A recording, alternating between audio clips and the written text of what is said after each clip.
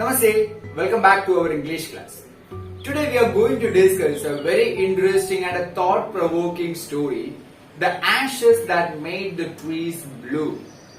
At first, let's look at the important characters in this story. An old farmer and his wife are the central characters in this story, and their pet dog Muko is also played a vital role in this story. A jealous and wicked couple also play an important role in this story. So I'll read this story and give you a line by line explanation. You people just go through the lines and try to understand the story. The ashes that made the trees blue. The ashes that made trees bloom. Actually, this story is taken from a Japanese tale.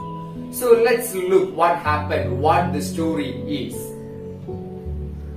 Before you read, just look at the first part. This is a story about an honest and hard-working old couple and their pet dog. Yes, I already told you, it's a story of an old couple, an old farmer and his wife. And Muko, their pet dog, also play a vital role in this story. And the neighbors are troublesome. Yes, that wicked couples, wicked and a jealous couple. They are the neighbors of this old farmer. So the neighbors are troublesome and the dog dies a sad death. The spirit of the dog gives solace and support to his master in unexpected ways. That's the gist of this story. And let's look what this story is. The ashes that made trees blue. In the good old days of the daimyos, actually daimyos means in 19th century Japan, wealthy or landowners. It means landowners, wealthy landowners. So, in the good old days of the daimyos, there lived an old couple whose only pet was a little dog. Having no children, they loved it as though it were a baby. Yes. In a village, an old man, an old farmer was living with his wife, and they don't have a baby or they don't have children. So they have a pet dog. They consider their pet dog as their baby or as their kid. Then the old dame made it a cushion of blue crepe, and at mealtime Muko, for that was its name, would sit on it as snug as any cat. Snug means comfortable. Snug as any cat. The kind people fed the pet with tidbits of fish from their own chopsticks and all the boiled rice it wanted. Thus treated, the dumb creature loved its protectors like a being with a soul. Yes, they loved both our farmer, that old farmer and his wife, treated that dog, treated their pet dog as their kid, and that dog also showed that kind of love towards its master, that old farmer and his wife. So they loved each other, and they were having food together. Then the old man, being a rice farmer, went daily with hoe or spade into the fields, working hard from morning unto old Tento Samba, as the sun is called, had gone down behind the hills. Every day the dog followed him to work.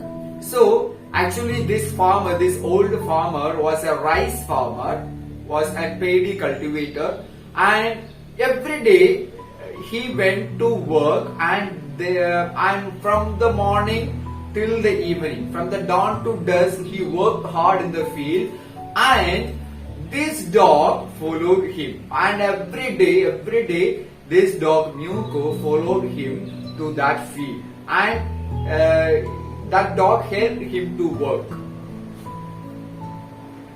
And every day the dog followed him to work, never once having the white heron that walked in the footsteps of the old man to pick up the worms For the old fellow as patient and kind to everything that had life, and often turned up a sword on purpose to give food to the birds. Yes, that man, that old farmer, he was kind to all the living beings, not only to the Muko, but also he was kind to all the creatures, all the living beings. So he fed the birds in his field.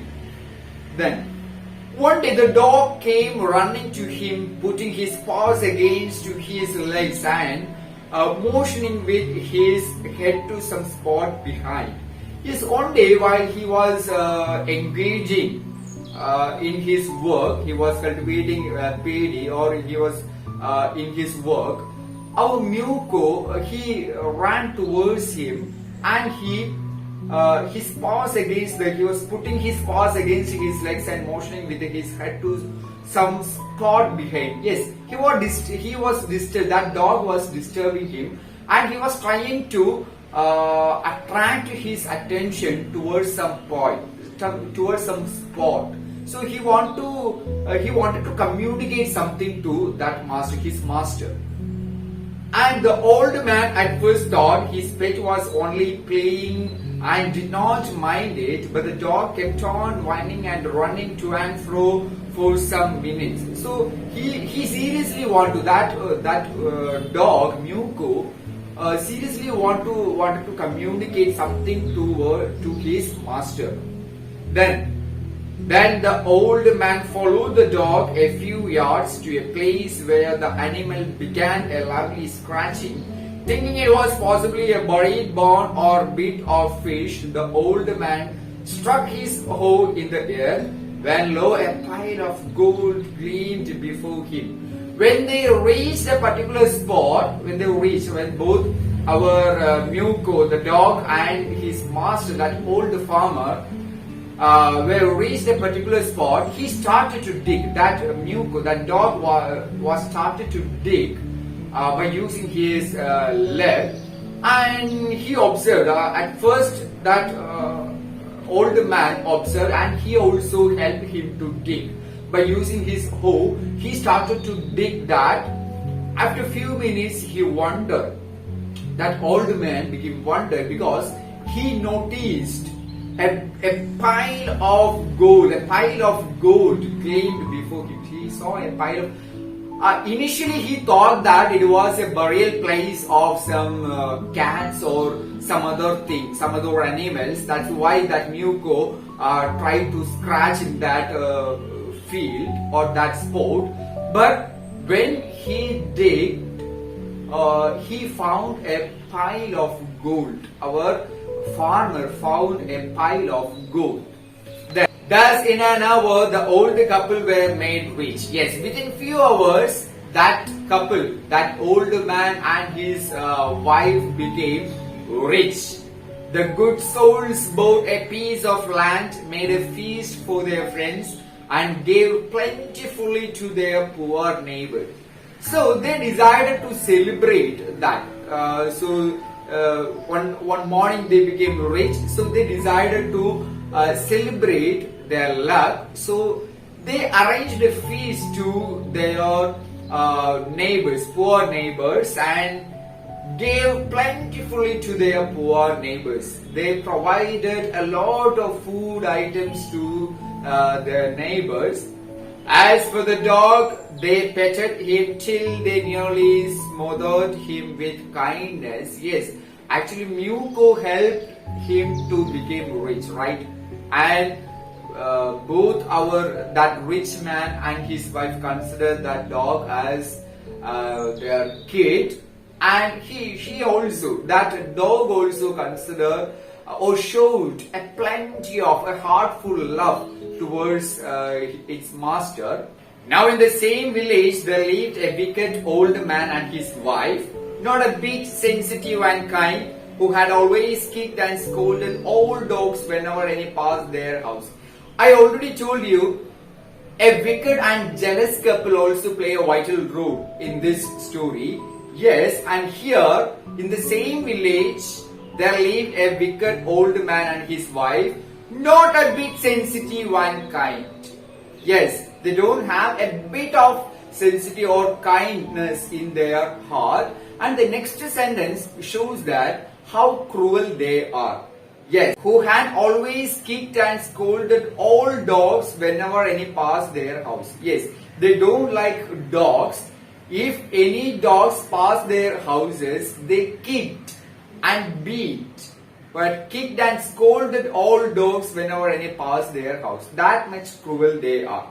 Then, hearing of their neighbor's good luck, they coaxed the dog into their garden and set before him bits of fish and other dainties, hoping he would find treasure for them. That jealous and wicked couple heard the news of that old farmer. So he decided to bring that Muko, that dog, into their garden. So they coaxed means persuaded, that coaxed the dog into their garden and set before him bits of fish and other dainties. So they're very much jealous, so wicked. So actually they don't like dogs, right? They don't like dogs, but they heard the news of Muko and that old farmer. That's why they brought that dog into their garden and they provided some fishes and some other food items to that dog, hoping he would find treasure for them. Yes, he hoped that dog, that Muko, would lead them to a treasure. That's why they provided food items to that dog. But the dog, being afraid of the cruel pair, would neither eat nor move. And that dog, actually Muko, he was very afraid of that wicked couple. So he would neither eat nor move. Then they dragged him out of doors, taking a spade and hoe with them. No sooner had the dog got near a pine tree growing in the garden than he began to paw and scratch the ground as if a mighty treasure lay beneath. Yes. So finally that jealous and wicked couple dragged our Muko into the garden, into that open area, outdoors. Then taking a spade and hoe with them, no sooner had the dog got near a pine tree growing in the garden, and our Muko went to a pine tree and he scratched. He started to dig by using his paw. Then, as if a mighty treasure lay beneath, on that time, that jealous couple, that man, jealous man, old man, said like this, "Quick, wife, hand me the spade and hoe," cried the greedy old fool as he danced with joy. Yes, he thought that yes, they would get the treasure from that spot. So he became so happy and joy. He danced with joy. Then the covetous old fellow, covetous means what? A greedy, that greedy old fellow with a spade and the old crone with a hoe began to dig, and he started to dig to get a treasure. Then, but there was nothing but a dead kitten. But they didn't get a treasure from that spot. Instead of treasure, they got the dead body of a kitten. And the smell of which made them drop their tools and shut their noses. Furious at the dog, the old man kicked and beat him to death. Oh, what a cruel man he is! Yes, so he didn't get that greedy couple didn't get the treasure. So that's why they beat it by using the spade and hoe. They beat our Muko into death. Furious at the dog, the old man kicked and beat him to death. And the old woman finished the work by nearly chopping off his head with a sharp hoe. Oh my God, how cruel the woman she is. She chopped the head of Muko by using her hoe, sharp hoe. They then flung him into the hole and heaped the earth over his carcass. Then they buried that dead body of Muko in that spot. Then the owner of the dog heard of the death of his pet and mourning for him as if he had been his own child, went at night under the pine tree. Yes, and our old farmer, our hero, the owner of Muko, heard this news. And it was unbearable for him because he treated that Muko as his child, right? Yes. So the owner of the dog heard of the death of his pet and mourning for him as if he had been his own child, went at night under the pine tree, and he went to that pine tree. Night under the pine tree, he set up some bamboo tubes in the ground, such as are used before tombs, in which he put fresh flowers. Yes, by using bamboo tubes, he made a tomb there in that under that pine tree. Then he laid a cup of water and a tray of food on the grave and burned several costly sticks of incense. Yes, see, these points shows that how sad he was, because that old man considered Muko as his child. So it was the death of that Muko, that dog, was unbearable. Okay, so he was sad. He mourned a great while over his pet, calling him many dear names as if he were alive. Yes, and he cried a lot. That night the spirit of the dog appeared to him in a dream and said, yes, on that night a spirit of that dog, Muko, appeared to him in a dream and said, cut down the pine tree over my grave and make from it a mortar for your rice pastry and a mill of your bean sauce. Yes, and that spirit of that dog, Muko, appeared and it said, please come here and cut down this pine tree, and by using that pine tree make a mortar and a mill. Yes, cut down the pine tree over my grave and make from it a mortar for what purpose? For your rice pastry. We know he was a rice farmer, so for making rice pastry you want a mortar. So by using this pine tree, please make a mortar and a mill for your bean sauce. And so the old man chopped down the tree and cut out of the middle of the trunk a section about 2 feet long, with great labor, partly by fire, partly by the chisel. He scraped out a hollow place as big as a small bowl. He then made a long handled hammer of wood, such as is used for pounding rice.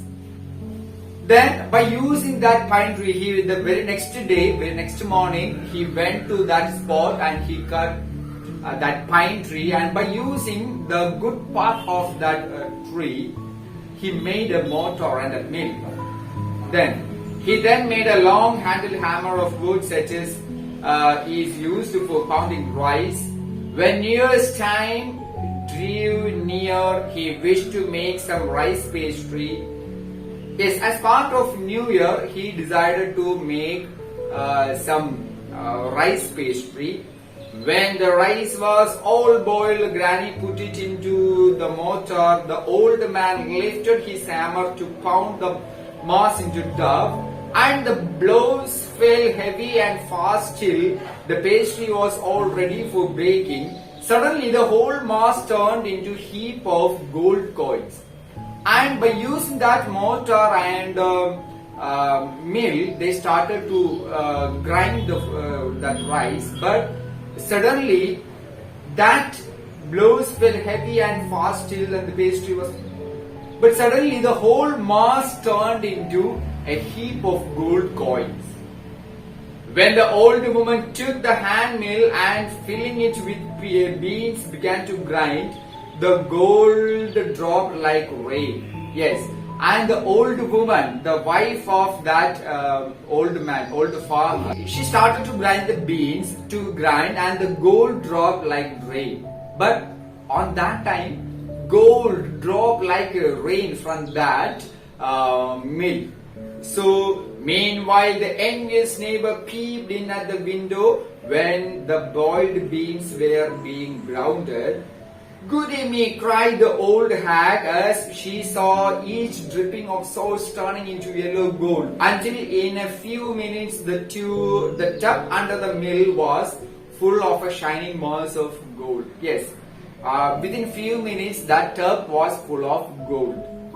So the old couple were rich again. Finally, that old couple became rich again. The next day, the stingy and wicked neighbor came and borrowed the mortar and magic mill. Yes, that wicked and jealous couple, they realized the magic of that mortar and mill. So they approached this old farmer and brought that mortar and mill. So the old couple were rich again. The next day, the stingy and wicked neighbor came and borrowed the mortar and magic mill. They filled one with boiled rice and the other with beans. Then the old man began to pound and the woman to grind. And by using that mortar and mill, they began to grind. But at the first blow and turn, the pastry and sauce turned into a foul mass of worms. Instead of gold, they got worms. Okay, so they tried to create a pastry, but from that mortar and mill, instead of gold, they were expecting gold, but they got worms. Still more angry at this, they chopped the mill into pieces to use as firewood. So they became very angry, so they destroyed that mill and mortar and to use as fire. They used that mortar and mill as a firewood. So this is the first part of the story, the ashes that made trees blue. I hope you all understood the first part of this story, and we will discuss the second part in the next class. Thank you guys. See you in the next class.